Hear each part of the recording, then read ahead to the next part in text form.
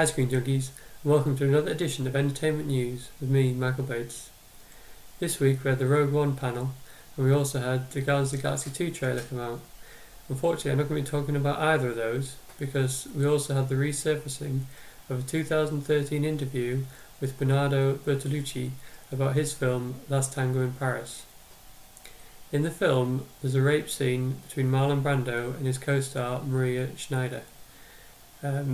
She came out in 2007 to reveal that parts of the scene weren't pre-prepared, and that she felt that it was actually a sexual assault by Brando.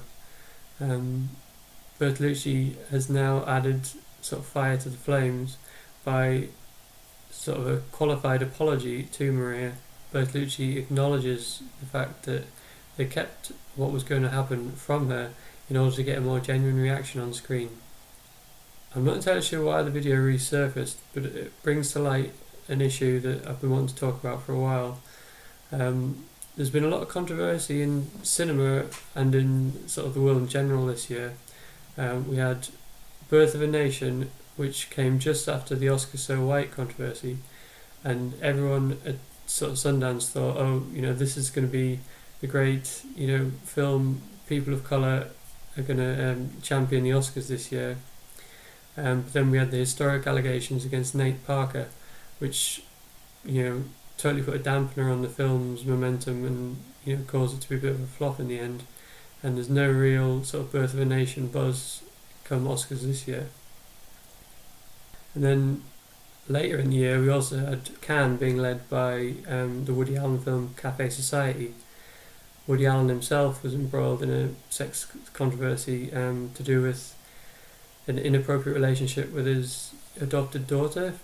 She was 7 years old, and there's been a lot of sort of court evidence to suggest that he behaved entirely improperly and that there was a sexual assault involved.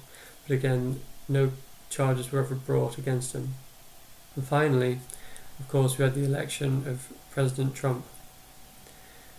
Trump has almost freely admitted to sexual assaults on women, and he certainly has shown a huge level of misogyny and a degrading attitude towards women in his comments.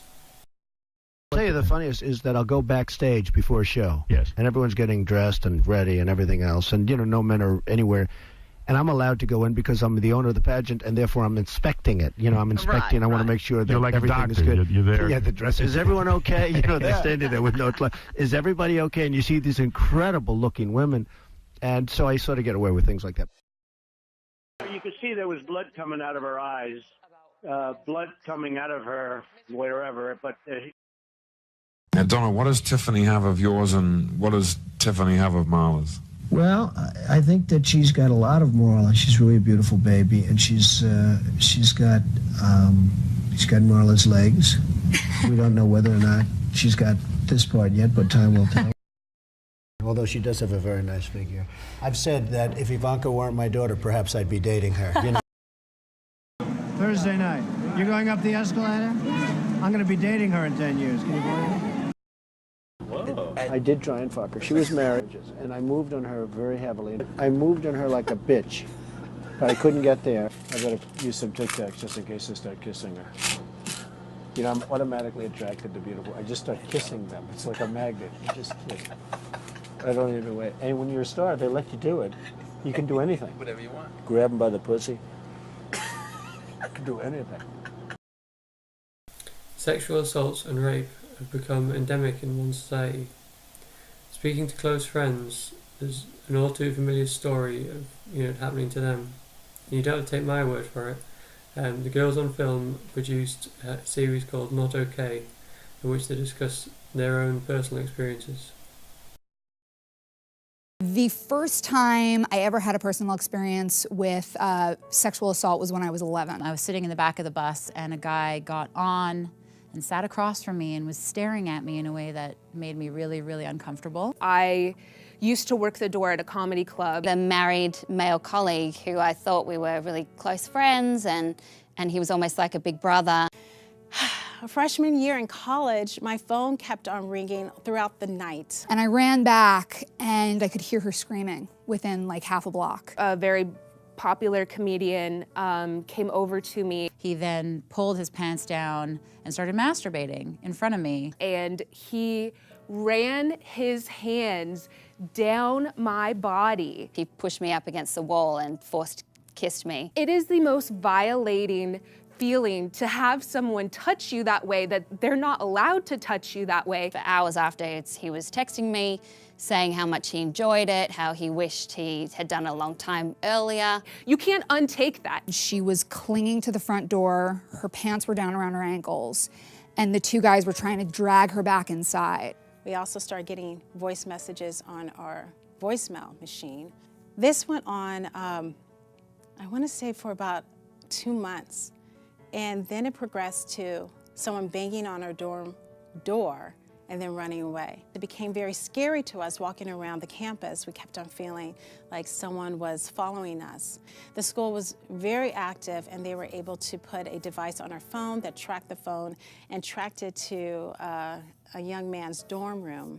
And they went into his dorm room, and when they went into the room, his wall was covered with pictures of me and my roommates and a couple other ladies. Not pretty. That was pretty scary, actually. This is just a small sampling of what happens not just to some women, but every woman you know. So the question remains with the cinema-going audiences, is there anything we can do? A lot of people suggested boycotting the films produced by these people.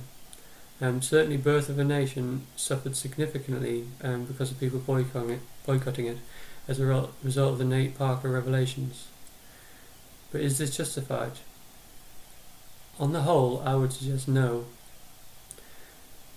The reason being, Nate Parker is one person, and like I said, he hasn't been convicted of any crime. He was fully exonerated during the trial. The film itself is the work of hundreds, possibly thousands of people. The cinematographer contributes, the director contributes, all the other actors contribute. Everyone's sort of component part in the film is important, and the film being recognised as a whole, not just the individual actor. Whether he should be nominated for like an award, like an Oscar for best actor is another matter. But I certainly think it's unfair of the sort of wider cinema-going audience to ignore the film. It certainly seems like an important film and came along at a significant time. It shouldn't be ignored. Similarly with Woody Allen and Cafe Society,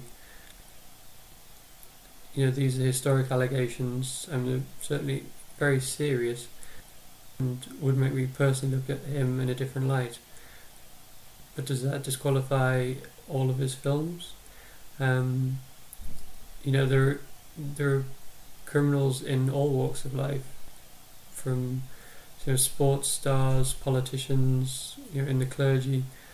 All of these organisations have suffered significant problems, with sex assaults and assaults on children in the past.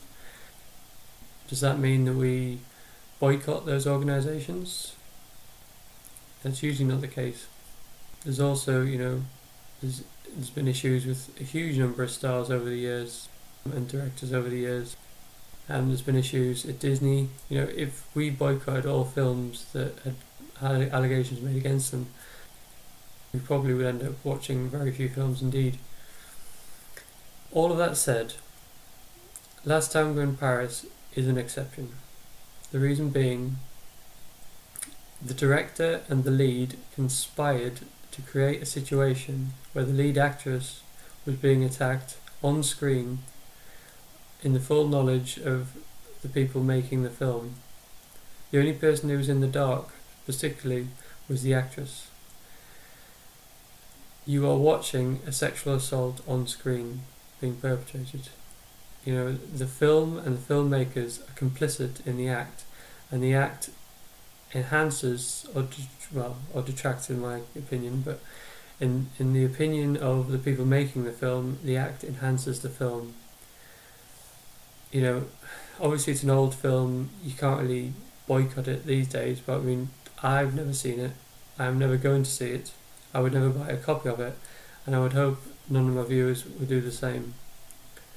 So, you know, that's where I draw the line in these circumstances.